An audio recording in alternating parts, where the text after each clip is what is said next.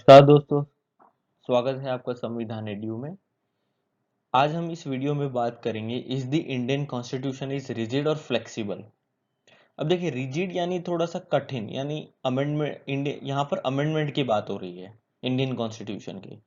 तो उसका amendment rigid है या फ्लेक्सिबल फ्लेक्सिबल है।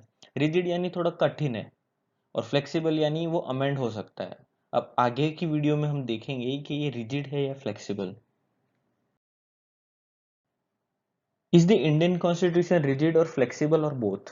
It is both. Both rigid and flexible. अब ये होता कैसे है कि on the basis of the amendment procedure and law making procedure the constitution are of two kinds.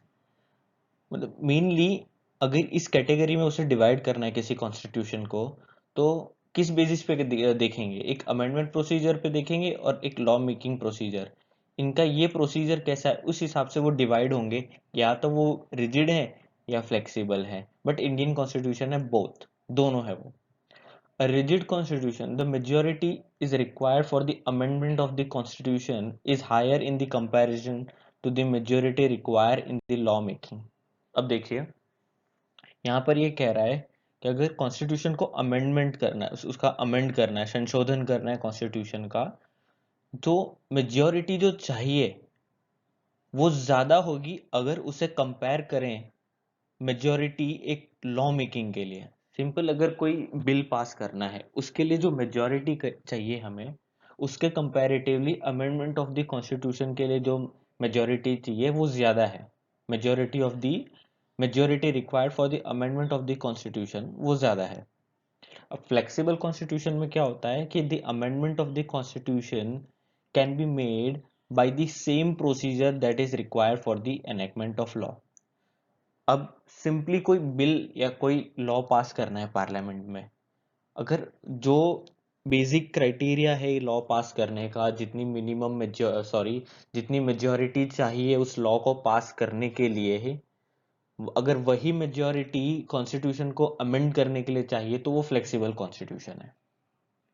But Indian constitution तो दोनों है। अब ये कैसे है, the Indian constitution is both rigid and flexible.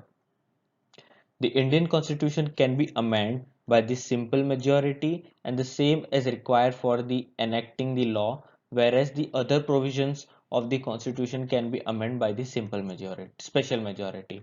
यानी कि जो कॉन्स्टिट्यूशन के कुछ प्रोविजंस हैं या कुछ आर्टिकल्स हैं, वो उन्हें जितनी मेजॉरिटी चाहिए वही एनेक्टमेंट ऑफ लॉ की मेजॉरिटी जितनी होगी, यानी उसकी इक्वल है। तो ये तो हो गया फ्लेक्सिबल नेचर। और कुछ प्रोविजंस कॉन्स्टिट्यूशन के ऐसे हैं जहां पर स्पेशल मेजॉरिटी चाहिए, ये हो जाती है रिजिड नेचर। तो इंडियन कॉन्स्टिट्यूशन दोनों है, फ्लेक्सिबल प्लस रिजिड। आने वाले वीडियो में और टॉपिक्स में हम देखेंगे कि कौन सा प्रोविजन रिजिड है, कौन सा प्रोविजन को स्पेशल मेजॉरिटी चाहिए, कौन से प्रोविजन को सिंपल मेजॉरिटी चाहिए। ये हम आगे आने वाले लेक्चर्स में देखेंगे। सो अब है how to amend the constitution of India.